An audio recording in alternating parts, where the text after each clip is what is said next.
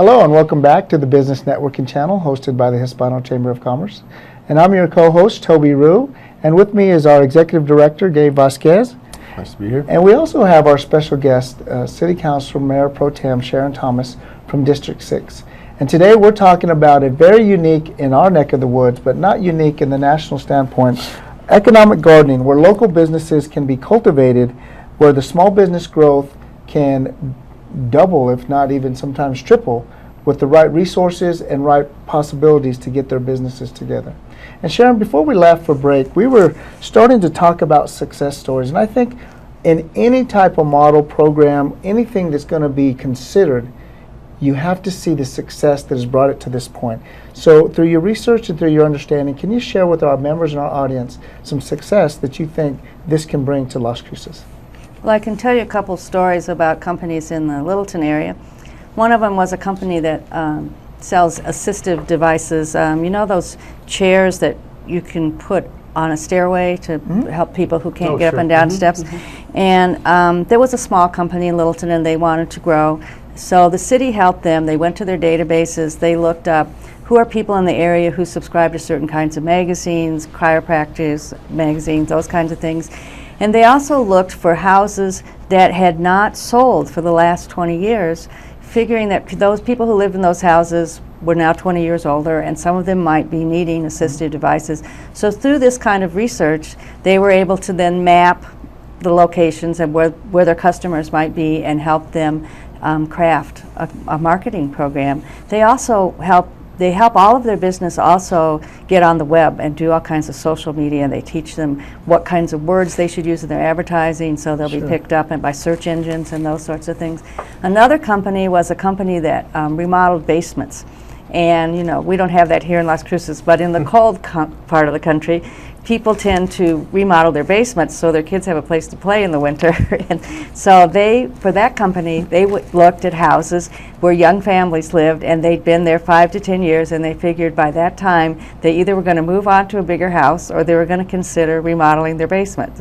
So again, they mapped that off for them, and then they helped them target those customers, and both of these companies were able to grow considerably. Well, Councilor Thomas, I mean, I can personally speak from success stories from other business owners here in town how important developing a comprehensive marketing strategy is.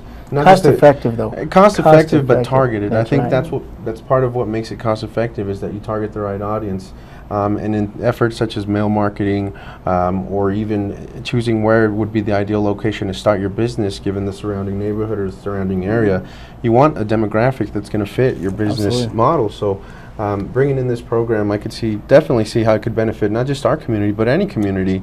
And like I said, market research is so critical when starting a business, and I think the local organizations that specialize in small business development, like the Small Business Development Center and West Core and SCORE, DACC, and DACC as well. I think that's definitely something that they find very important. The preliminary market research, you got to know that there's going to be people there to buy your product or service before you start pouring in the capital, to make it happen. So. I have to agree, and Councilor Thomas, you probably know from your academic days and then working in the city with the different projects that are being presented to you.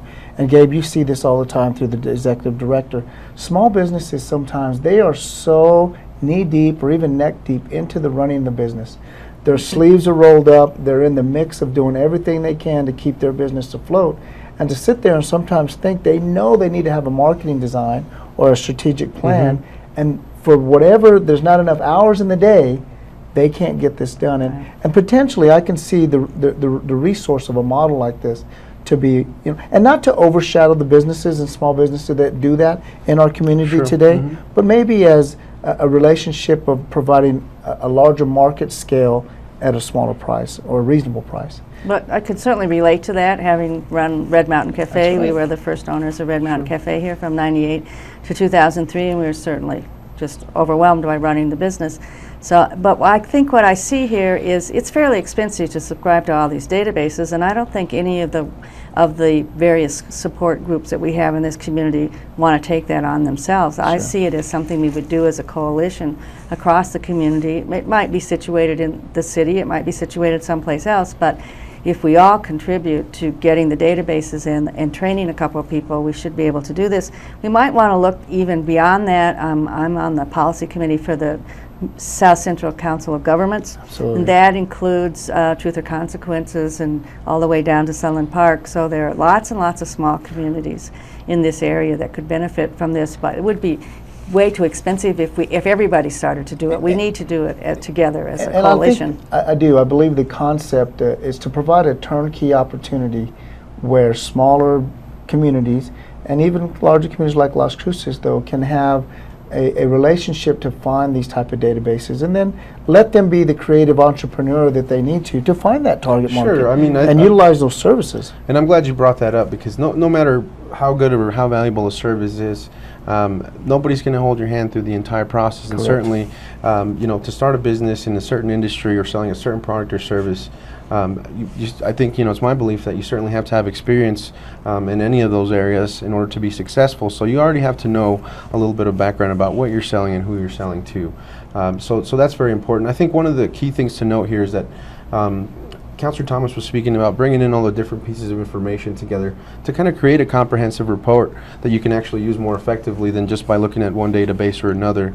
So, using figures from the 2010 census as they relate to demographic in our population, using the ACS survey from the U.S. Census Bureau, using the housing valuation from the county, bringing in resources like that, right. putting it in one report that's usable, and that you're able to effectively disseminate information, I think is critical.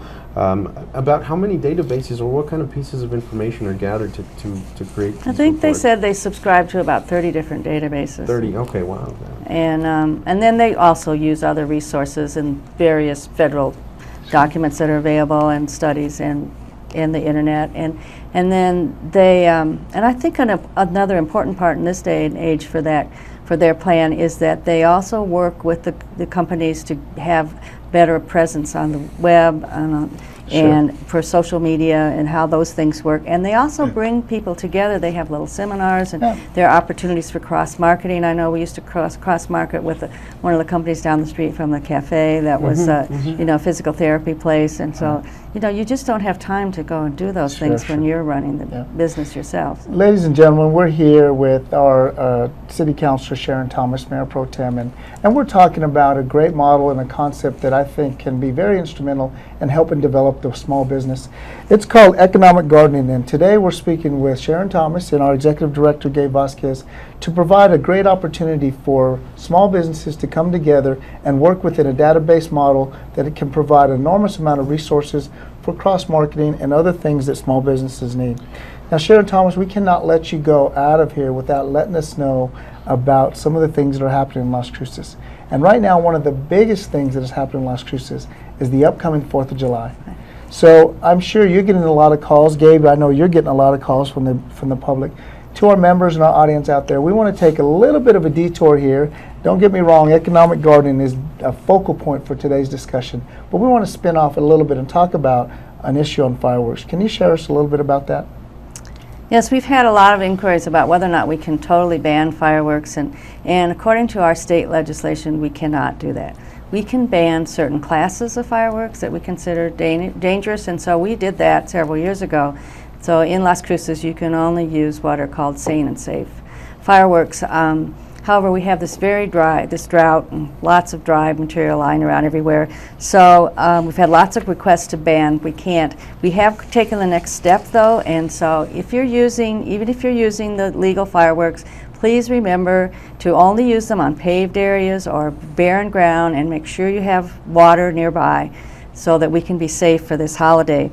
Lots of people have asked me what to do if you see someone using illegal fireworks. So if you want to report those, you can report them at 526-0795. And if you see some imminent danger, then don't hesitate to call 911. The police and fire will both be out in force monitoring during the 4th of July. Our emergency management office is going to be on standby, so we're doing everything we can to be prepared and to monitor, but the local citizens, you can help us monitor as well, so don't hesitate to call if you want to report, or if you see very dangerous situation, just call 911. 4th of July is a very important part of our heritage and our history, but let's not get careless.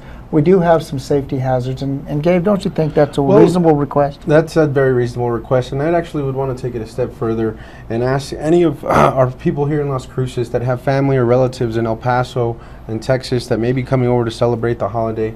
They have some very imposing fire restrictions now in El Paso County and the city of El Paso, so make sure that you please educate any of our viewers out there, our Hispano Chamber members, educate the folks coming from El Paso about our own fire restrictions so that they don't come and think that we're not in the red flag warning as well, because we really, really are. So, ladies and gentlemen, and our members in our audience, thank you for what a wonderful show. Having City Councilor Mayor Pro Tem Sharon Thomas here and our Executive Director Gabe Vasquez talking about something that's important, economic gardening, and that's how small businesses can go ahead and use the resources of a small marketing forum through a very large internet network and cross-marketing network.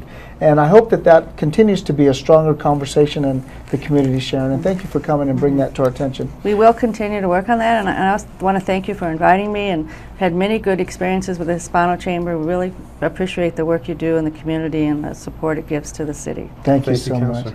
And here at the Business Networking Channel, we want to continue to offer those quality programs to you. So if you're interested in it, give us a call at the Hispano Chamber, get a hold of Gabe, and he'll put you on our calendar. Our calendar is reaching out into July and August now, so we still have some time before the year end.